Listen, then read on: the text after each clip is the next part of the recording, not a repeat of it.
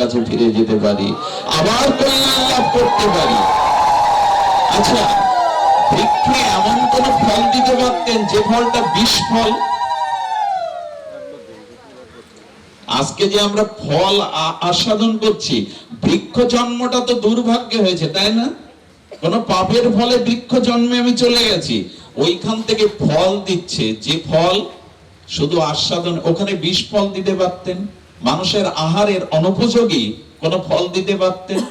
আচ্ছা, আমি পাপের ফলে গো জন্ম পেয়েছি, গাভী জন্ম, একবার ভেবে দেখুন তো, সেই গাভীর দুগ্ধ ছাড়া ভগবানের উপাসনা, অভিষেক, প্রসাদাদি অমাদি হয় না। গাভী জন্ম, পতনের জন্ম পেয়ে গাভী জন্ম দিয়েছেন আমাকে, কিন্তু ভগবান ওই গাভী জন্ম দিয়ে এমন কিছু গুণাবলী আমার মধ্যে দিয়েছেন। দেখবেন, খোল যখন খাওয়ায়, খোল ভুসি খাওয়ায়, তার রং কি? কালো, কিন্তু দুধ যখন দেয়, এর ব্যাখ্যা কি? খাওয়াচ্ছি কালো খোল আর দিচ্ছে অমৃত দুগ্ধ। গাভী জন্মের মধ্যে দিয়েও জগতে তার থেকে অমৃত দান করাচ্ছেন, এটা তার কম করুণা। আপনি বালি মাড়াই করে সরিষার তেল বের করতে পারবেন? কথা বলুন, সারা জীবনে গবেষণা করে বিজ্ঞানীরা পারবে? তো সরিষা দিলেন কেন? এই যে মাটি, বায়ু দিলেন, জল দিলেন, এই যে শস্যগুলো, আর শস্যগুলো উৎপাদন হয়, ওখানে সরিষার মধ্যে তেল দিয়েছেন। কই বালু মাড়াই করে তো কেউ তেল আবিষ্কার করতে পারবেন না। আচ্ছা, গাভীর দুগ্ধ থেকে ঘৃত, মাখন, দধি দুগ্ধ সৃষ্টি করছেন, মাখন তুলছেন, জল মন্থন করে মাখন উঠবে কখনো? এগুলো তার করুণা কৃপা ছাড়া কি? একবার যদি এরকম অনুভব করতে পারেন, তাকে মন না দিয়ে, তাকে ভালো না বেসে অন্যখানে ভালোবাসা দিতে পারবেন না আপনি। এই জন্য প্রত্যেকটি সৃষ্টির উপাদানগুলো তাদের, দেখুন, একটা প্রাণীকে নিয়ে আর একটা প্রাণী বেঁচে থাকছে। একটা ব্যাঙ একটা পোকাকে আহার করছে, ব্যাঙটাকে কে আহার করছে? সর্প, সর্পটাকে কে আহার করছে? ময়ূর। এভাবে একটা প্রাণী আর একটা প্রাণীকে আহার করে তারা তাদের জীবনকে বাঁচিয়ে রেখেছে। ভগবান এই প্রাণীকুল দ্বারা সমস্ত বিশ্ব জগৎকে একটা কৃপা বা করুণার বাতাবরণ সৃষ্টি করেছে। কিন্তু দুঃখ কোথায় জানেন? এত কৃপা, এত করুণা, যার তার দিকে দৃষ্টি গেল না, তার প্রতি মনের অভিনিবেশ, একেই বলে মায়া। আর আমরা এতেই জড়িয়ে পড়েছি।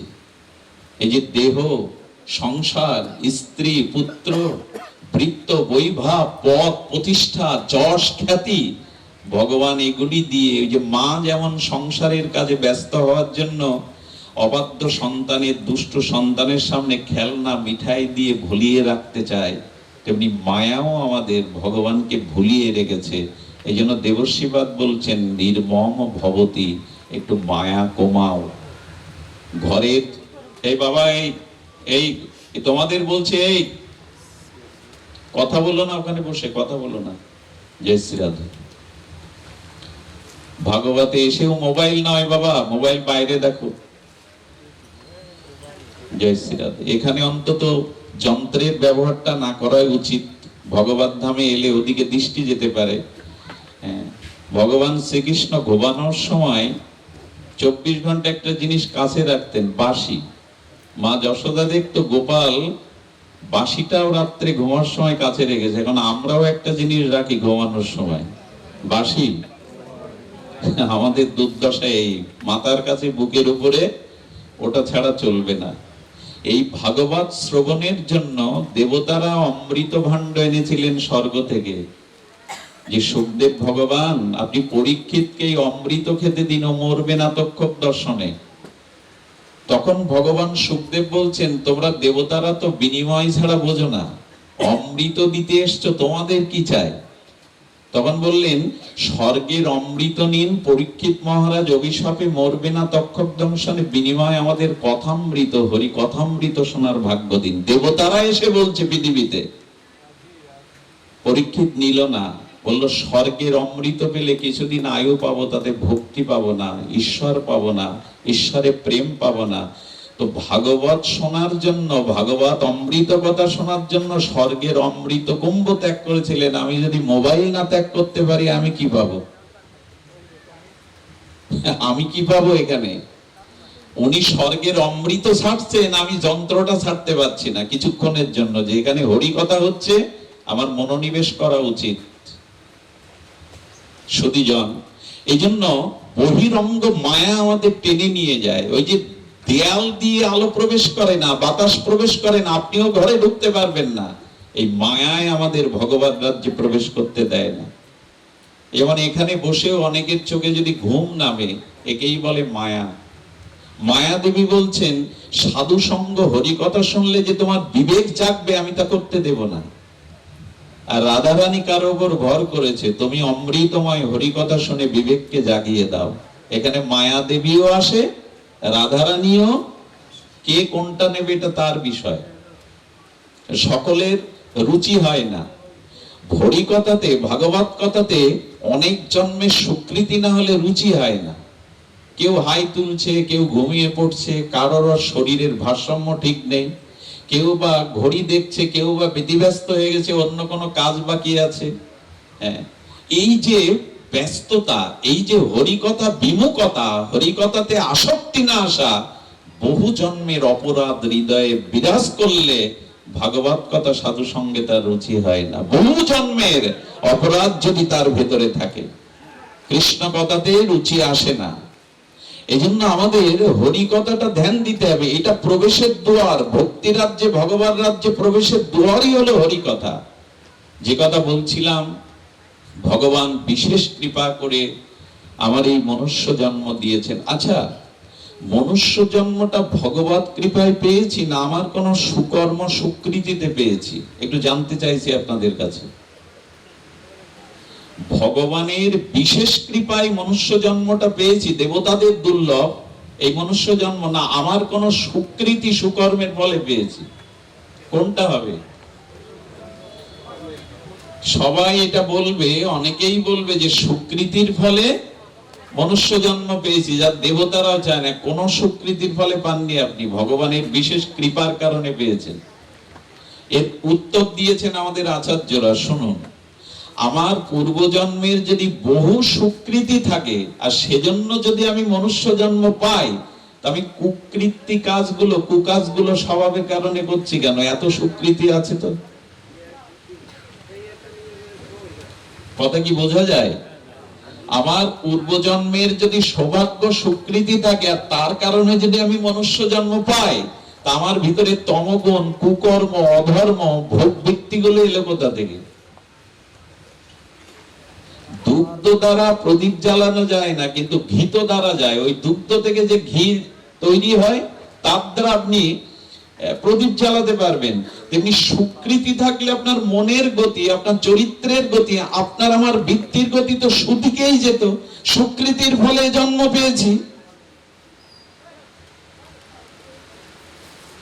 ভগবান বললেন না, সুকৃতি কি সুকৃতি ছিল? যখন আমি ওই যে অন্যান্য 84 লক্ষ জনিতে ভ্রমণ করছিলাম, তখন কি তপস্যা করেছিলাম আমি, কি পুণ্য কর্ম দান ধ্যান করেছিলাম। ভগবান বললেন, বহু জনিতে ভ্রমণ করতে করতে তুমি বড় কষ্ট পাচ্ছিলে, তাই কৃপা করে, দয়া করে তোমার ওই কষ্টটাকে লাঘবের জন্য আমি তোমায় দেবদুর্লভ মুক্তির দুয়ার স্বরূপ, ভগবত ভজনের একমাত্র সৌভাগ্য স্বরূপ এই মনুষ্য জন্মটা আমি কৃপা করেই তোমাকে দিয়ে দিলাম। এটা তুমি তোমার স্বীকৃতিতে পাওনি। পরবর্তীতে যুক্তি দিচ্ছেন আচার্যরা, এর ব্যাখ্যা দিচ্ছেন, দেবতাদের স্বীকৃতি কম না বেশি? দেবতা সহজে হওয়া যায়? দেবতা কারা? যারা বহু স্বীকৃতিবান। তো দেবতারাও কেন প্রার্থনা করছেন এই ভূমিতে মনুষ্য জন্ম পাওয়ার জন্য? স্বীকৃতি থাকলে যদি মানুষ হওয়া যায়, দেবতারা পাচ্ছেন না কেন?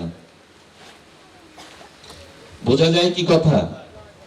দেবতারাও ভগবানের কাছে প্রার্থনা করছে যে এই ভূখণ্ডে আমাদের মনুষ্য জন্ম দাও, যাতে ভজন করে প্রেম ভক্তি লাভ করে তোমার রাজ্যে ফিরে যেতে পারি, স্বরূপ রাজ্যে।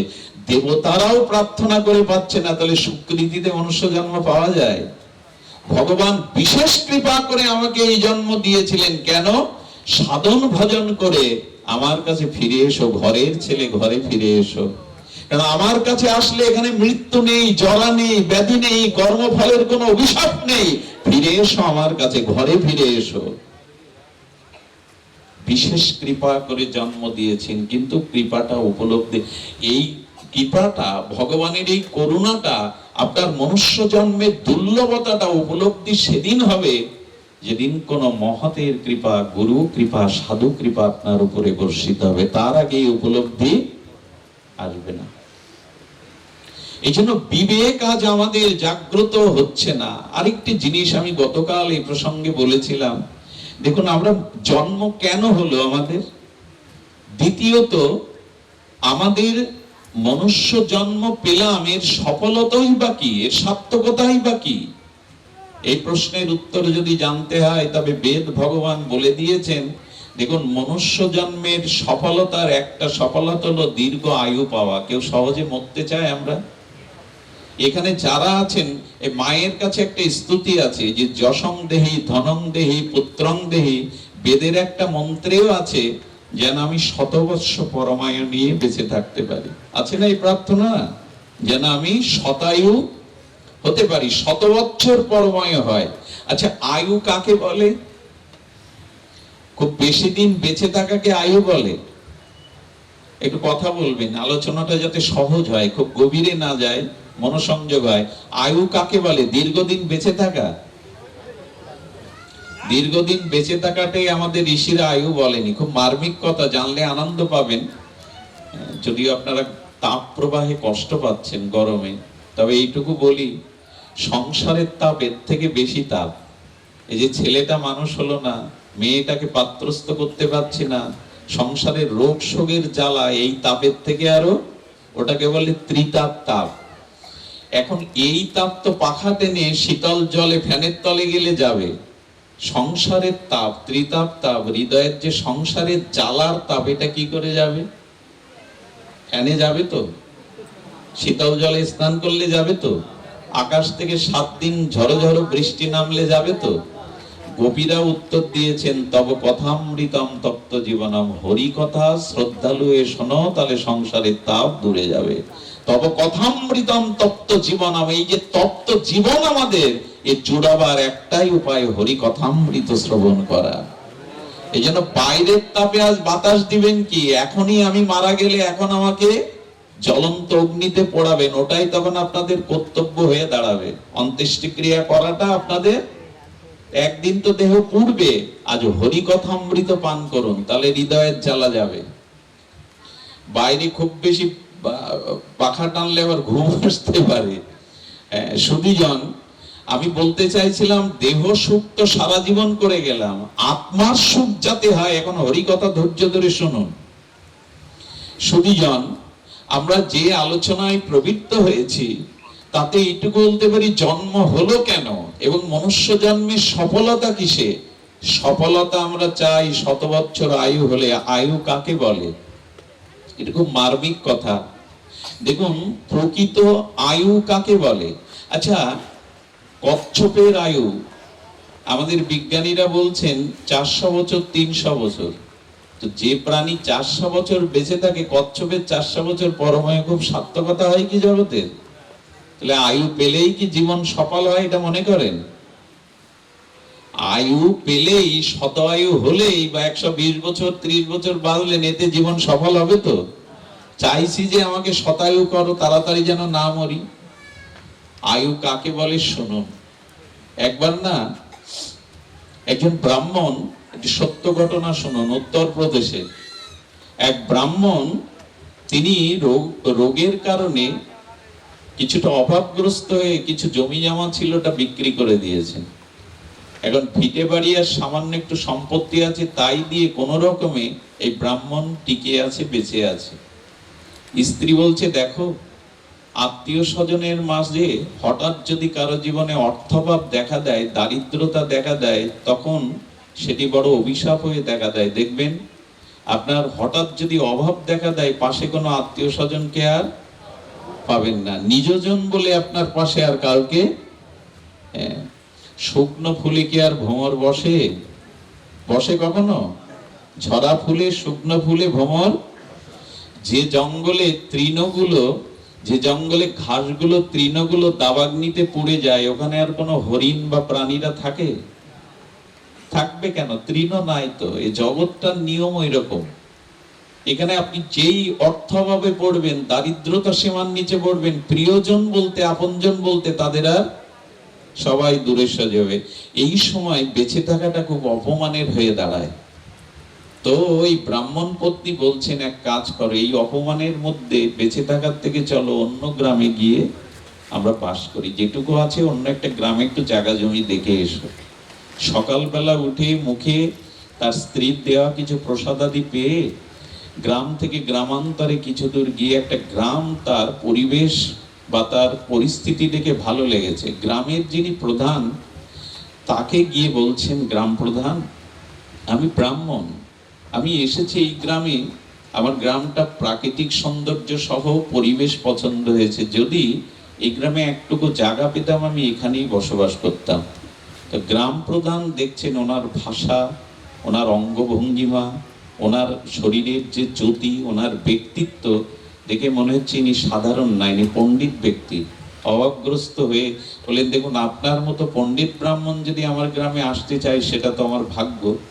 আপনি আমার সাথে চলুন, গ্রামটা ঘুরে দেখবেন, কোন জায়গা পছন্দ আমি সহযোগিতা করব। গ্রাম ঘুরতে ঘুরতে ওনার পছন্দ হয়েছে, সিদ্ধান্ত নিয়েছে, কিন্তু গ্রামের বাইরের দিকে আসতে গিয়ে শ্মশান চোখে পড়েছে। খুব ধ্যান দিয়ে শুনুন। ওদের ওই গ্রামের নিয়ম হলো, যারা মারা যায় ওই শ্মশানে পোড়ানোর পর একটা পাথরে তার আয়ু লিখে দেওয়া হয়, তার আয়ু লিখে দেওয়া হয়। উনার হঠাৎ চোখ গেছে এই ব্রাহ্মণের, দেখছে ঊর্ধ্বে 20 বছর, কারো 15 বছর, কারো 5 বছর, কারো 2 বছর। হঠাৎ ব্রাহ্মণ এই দেখে সবার ওই যে মারা যাবে তার একটা ফলক ওখানে, সব থেকে বুদ্ধ বয়স কত লেখা ওখানে?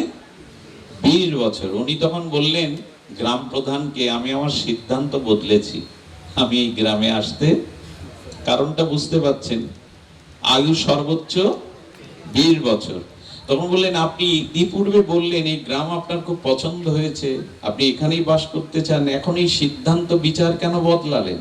বললেন, ওই দেখুন আপনার গ্রামে যারা মারা গেছে ঊর্ধ্বে আয়ু কারো 20 বছর, কারো 10, কারো 5, কারো 2, কারো 1, এরকম আয়ু যে গ্রামে, সেখানে আমি আসতে চাই না। তখন গ্রাম প্রধান হেসে বলছেন, আপনি দেখেছেন ঠিক, কিন্তু উপলব্ধিটা আপনি বুঝতে পারেননি।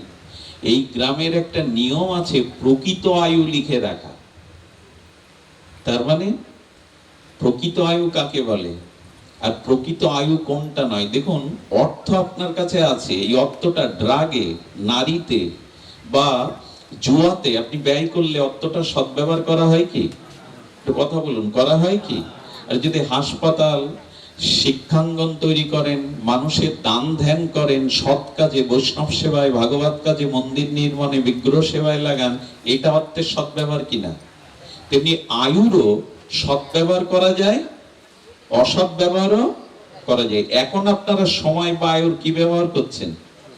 আর যদি ওই ব্রিজের পাশে বসে আমি অশ্লীল দৃশ্যগুলো মোবাইলে দেখতে থাকি, কারো সর্বনাশের চিন্তা করতে থাকি, এটা আয়ুর কি ব্যবহার? এই জন্য আয়ুর সৎ ব্যবহার আছে, আবার অসৎ ব্যবহারও কতগুলো খুব মারবিক, কিন্তু আমরা কজন হৃদয়ে নেই। 400 বছর কচ্ছপের আয়ু পেয়ে লাভ নেই, ওতে জীবনের সার্থকতা নেই, অন্য জীব জগতের আপনি কল্যাণ করতে খুব বেশি পারবেন না। আয়ু প্রকৃত কাকে বলে এই গ্রাম প্রধান বুঝিয়ে বলছে, শুনুন, আমরা এই গ্রামে তাকে আয়ু বলি। 50 বছর যদি কারো বয়স হয়, আর আপনি লক্ষ্য করেছেন আমার এই গ্রামে আমার সাথে যে ঘুরলেন, এখানে আপনি কাদের দেখলেন? 60, 70, 80, 100 বছরের বৃদ্ধদের দেখলেন। এরপরে আপনার মনে হলো না তাহলে বৃদ্ধরা বেঁচে আছে কেন? বলে, তাও তো ঠিক, আমি তো দেখলাম এই গ্রামের বয়স্ক মানুষ সব বেঁচে আছে, ঘোরাফেরা করছে। বলে, শুনুন, 50 বছর যার আয়ু, সে যদি 10 বছর দীক্ষা শিক্ষা নিয়ে ভগবানের ভজন করে থাকে, আমরা ওই 10 বছরই তার প্রকৃত আয়ু মনে করি। এই হিসাবে ওখানে আয়ু লেখা, এই হিসাবে ওখানে আয়ু লেখা। বিশ্বাস করুন, আমার বয়স যদি 50 হয় আর আমি যদি সদ্গুরুর চরণ আশ্রয় করে ভগবত ভজনে 5 বছর অতিবাহিত করি, আমার প্রকৃত আয়ু এই 5 বছর। আমি সময়কে অপব্যয় করেছি। সময় কত মূল্যবান জানেন? একজনের পিতা তার ছেলে অ্যাক্সিডেন্ট করেছে, ছুটে গেছে। ছেলেটাকে নিয়ে তিনি হন্তদন্ত হাসপাতালে নেওয়ার পরে নাড়ি ধরে ডাক্তার বললেন, বড় ভুল করে এসেছেন, আর 10 মিনিট আগে যদি সন্তানটাকে আনতে পারতেন আমি বাঁচিয়ে দিতে পারতাম ঈশ্বরের কৃপায়। 10 মিনিট আগেই ও মারা গেছে। এই সময় ওই পিতা অনুভব করে সময়ের কত মূল্য। 10 মিনিট আগে যদি খোকাটাকে আনতে পারতেন হাসপাতালে, বলে কিনা ডাক্তাররা, আপনি এই 10 মিনিট সময় যদি পেত, ওর চিকিৎসা নিলেও বাঁচতে পারত। নিঃশ্বাস যখন শেষ পড়বে, আপনি সমস্ত অর্থ দিয়েও মৃত্যুর কাছ থেকে 1 সেকেন্ড পরবর্তী নিঃশ্বাস নেওয়া কিনতে পারবেন না। আপনি পারবেন? নিঃশ্বাস কিনতে পারবেন? সময় কেন অপচয় করছি আমরা? এই ব্যাখ্যা আমাদের কাছে এই, যারা মায়া কবলিত জীব তারা আয়ুর সদ্ব্যবহার করতে জানে না। তারা মনুষ্য জীবনের সফলতা কি ধরে গেছে এদের এই গোপালগঞ্জ থেকে এরা এসে বসেছে, কোন বাগেরহাট থেকে এরা এসে বসেছে, কি ধরে গেছে আপনাদের? এটাই হলো সময়ের সদ্ব্যবহার করা, এটাই হলো আয়ুর সদ্ব্যবহার করা। জগতের কল্যাণে, বিশ্ব কল্যাণে, ঈশ্বর ভজন সাধনে যে সময়টা ব্যয় করেন, এটাই হলো প্রকৃত পরমায়ু। 400 বছর কচ্ছপের মতো বেঁচে থেকে কোনো লাভ নেই। এই জন্য আয়ুটা কাজে লাগান, ভগবত কাজে, মঙ্গলময় কাজে, সৎ কাজে জীবনের সময়টা কাজে লাগান। এই হলো আয়ুর সদ্ব্যবহার। আয়ুটাকে আমরা এভাবে তো কত জন্ম গেল, কত জন্ম মৃত্যু চক্রে আবর্তন হলাম, এভাবে আর কত কাল।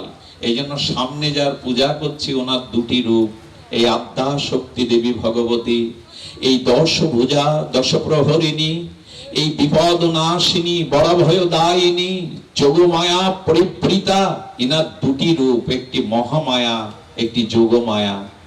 যারা কৃষ্ণকে ভুলে, শ্রীগুরু পাদপদ্ম ভুলে এই জগতে মায়ার দ্বারা মোহিত হয়ে আছে, মহামায়া তাদেরকে এই 14 ভুবন থেকে ভগবানের রাজ্যে ফিরে যেতে দেয় না।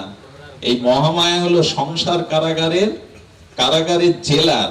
মহামায়াকে এই 14 ভুবনের জেলারের অনুমতি ছাড়া আসামি ঢুকতেও পারবে না, বেরোতেও পারবে না। এই 14 ভুবনের জেলার হলেন মহামায়া। আর এই জেল থেকে ভগবানের রাজ্যে ফিরে যাওয়ার জন্য ওনার কৃপা দরকার। সেটি মহামায়া নয়, সেটি যোগ মায়া। ওই যে যেমন দেয়াল আর দরজা, দরজা দিয়ে প্রবেশ করতে পারবেন, দেয়াল দিয়ে প্রবেশ করতে গেলে দেয়াল থাকবে না, ভাঙতে হবে। আলো বাতাস দেয়াল দিয়ে ঢুকতে পারবে না, তেমনি যোগমায়া দিয়ে ভগবানের রাজ্যে প্রবেশ করতে পারবেন। মহামায়া আপনাকে ভগবান থেকে দূরে সরে রাখবে। এখন আমরা মায়াতেই, মোহতেই, তুমি আমার আমি তোমার, এই চলুক। এ আর কতকাল চলবে? রূপ যৌবন, ভোগ লালসা, সংসারে আমার বাড়ি, আমার স্ত্রী, আমার পুত্র, আমার সম্পদ, এই নিয়েই তো চলছে। পৃথিবীতে আপনি যদি প্রমাণ করতে পারেন কোন বস্তু আমার, আমি আপনার বাড়ি চাকরগিরি করবো এই ব্যাস বাসন ছেড়ে দিয়ে, বলুন কোন জিনিসটা আপনার? পৃথিবীতে সব থেকে বড় মিথ্যা কথা, যেমন আমরা বলি এটা আমার, ওটা আমার, ওটা আমার। 2 বন্ধু স্কুল জীবনে পড়াশোনা করেছে, আর এক বন্ধু তো সেই কৃষ্ণের মতো দ্বারকার রাজা, আর এক বন্ধু সুদামার মতো কাঙাল। সুদামার মতো কাঙাল যে বন্ধুটি,